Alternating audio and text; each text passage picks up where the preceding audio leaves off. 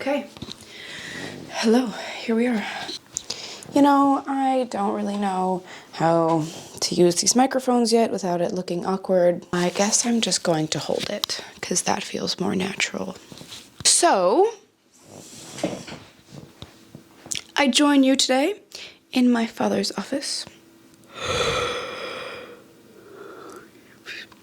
This is my first time taking out my camera because I wanted to have a quick little sit down and give a direct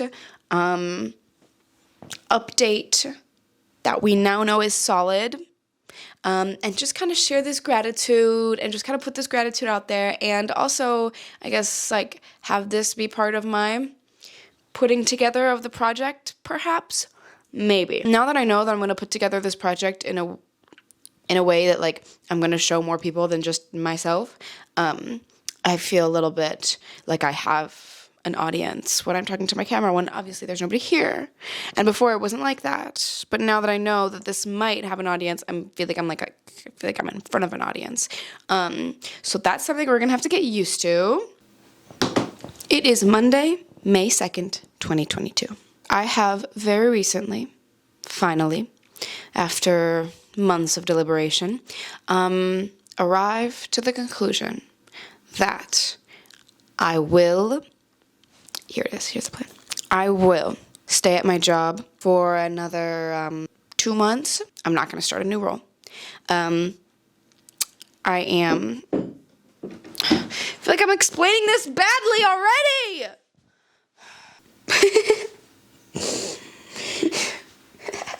So, I'm not starting a new role at my job. That was something that I thought I was going to do, and I was putting a lot of time and energy. No, I have changed my mind. I have a lot of career-focused people in my family who encouraged me to stay at the company and put career-first type stuff. I did go in with that mindset. However, I have tweaked it to apply it to me.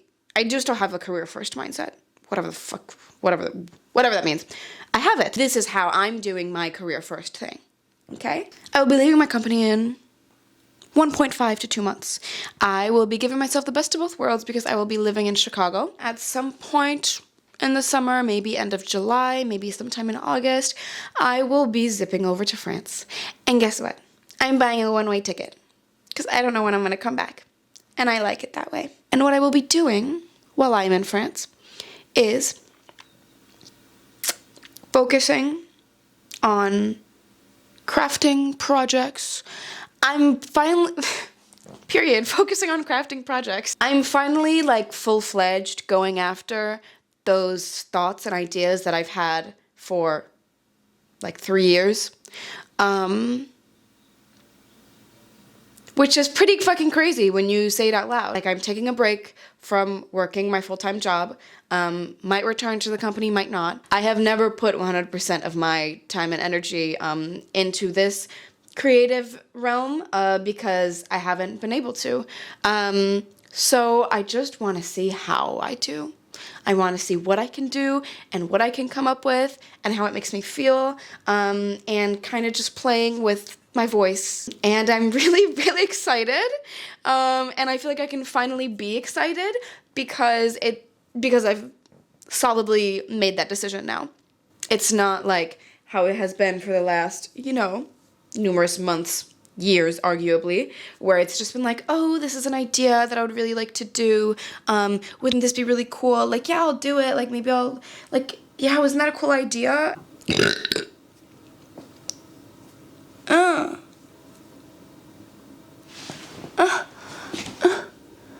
Where is it? Oh, it's not that.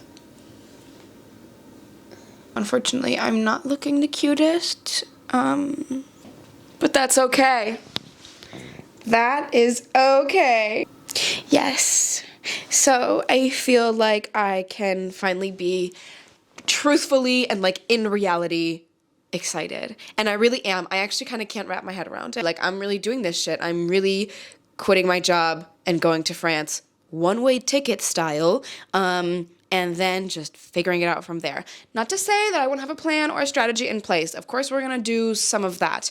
But I'm also kind of just open. I am really, really, really fucking excited to work with my family and do all these creative projects with them and with our heritage and with our family heirlooms and just creating some really fucking beautiful family heritage shit.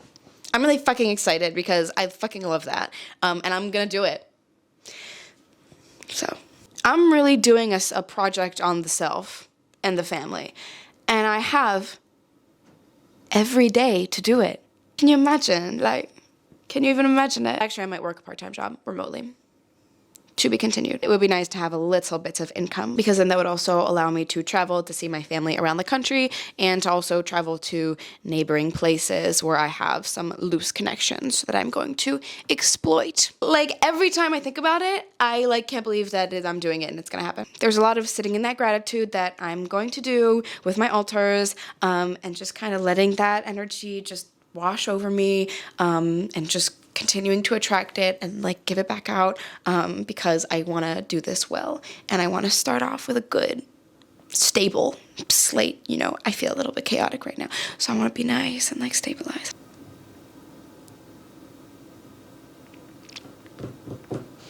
It's just cool. I feel really grateful that I fucking get to do this and I can't believe that it's happening. I started having these ideas in summer 2019 when I was hanging out with all the people from the occult bookstore.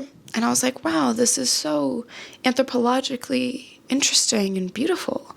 What if I did some qualitative research? What if I did some projects around these people and all the beauty and coolness around me? And ever since then, that's how my anthropology blog note in my phone started, and that note in my phone is filled with every single anthropological interesting idea I have ever had since. I add to this list constantly. It's very when I want to add to it now, I have to go. So I think this will be a lovely chance for me to continue building myself and my understanding of myself.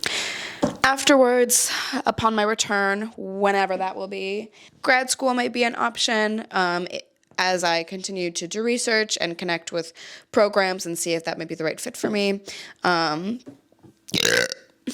If not grad school, then just going back and working at a company. And there are some options that will unfold that I'm not even aware of right now. And I just love opening myself up to possibility. And I'm going to continue to, focus in on that and get stable with that ground. It's just, I'm not articulating it very well, but me knows what I mean. And I'm just really, really looking forward to being able to express myself and working on how I want to express myself. Oh, that's a really cute picture. Wait, look at this one of me and Lucy and look at that! Look how cute!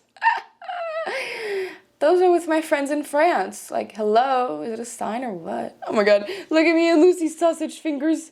Sausage hands. Hello? Adorable. Essentially, this is this. I'm going to get a better handle on my equipment. I'm gonna learn how to fucking edit and how to put projects together and how to express myself using these mediums. The cat meowing. So I'm just overall really, really grateful, and I feel bitch, just had a thought. I started thinking, that my altars, that I've been receiving signs to go in this direction, and that I like the thought of thinking my ancestral altar is pulling me towards them, and kind of creating that feeling and kind of just sinking into it. I really like that. But also, as I was just sitting in bed last night, something that has been happening with my higher self altar is I've been finding the green candle. There's the green candle, and then there's the orange and gray one. That's kind of my career and professional life candle. And my green candle, it's the first candle. It's kind of it's my OG higher self candle. Actually, the OG higher self candles are now on my ancestral altar. But the green candle represents more personal, internal non-work self. And over these last few weeks, I've just been randomly noticing as I walk past my altar that the green candle is not symmetrical anymore with where it's set up with the other candle. It's like more forward. Like it's waddled more forward. It's closer to the edge. I'm like, that's weird. Like, I guess maybe it's like when Aline like gets in my drawers and it makes the dresser bouscule and the candle waddles forward a little bit. That must be it. And then I push it back every time. So odd. It's happened like 3 times. And I push it back every single time. And as I was just sitting in bed last night, I was like, wait a minute. Like, that's weird. Because why wouldn't both candles move? Why would just the one candle move? Truly though, like explain that though. Why does that candle just waddle forward? And me knowing what that candle represents, it's kind of hard to articulate that to a camera in the way that I understand it to be. But with what that candle represents to me, like that's my personal endeavor candle.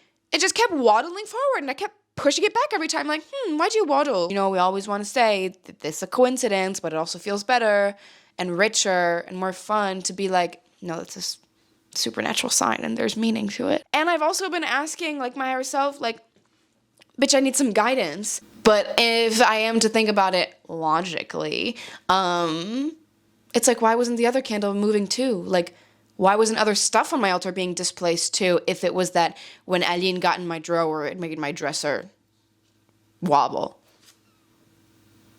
It was literally only the candle that would move forward. It's weird, right? Weird, right? Yeah. Magic. So. All right. Signing off for now. Just freaking grateful to be here and that I have come to this decision and just kind of diving into this part of myself and really having the space to explore that. I'm just really, really fucking grateful. So, okay, bye.